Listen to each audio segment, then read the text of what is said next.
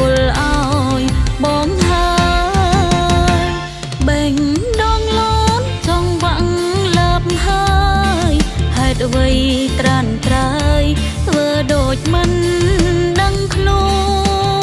នឬចង់ឲ្យអូនសារភាពមុនតើបអាចអង្រួនបេះដូងស្ងួនឲ្យឆាប់យល់សុំត្រឹមបេះដូងលោតចង់វាក់លើបដូចអូនដែរតើធុញដែរទេបើអូនខលទៅរាល់ថ្ងៃទួងមិនសាចេញអងក្លេដូចចរណៃក៏អាចនិយាយថា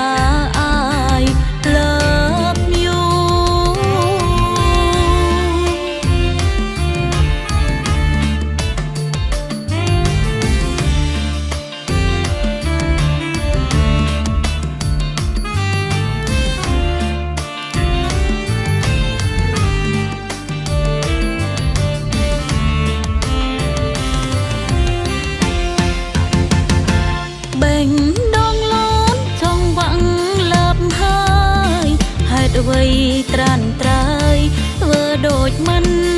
ដឹងខ្លួនឬចង់ឲ្យអូនសារភាពមុនតើបអាចអង្រួនបេះដូងស្ងួនឲ្យឆាប់យល់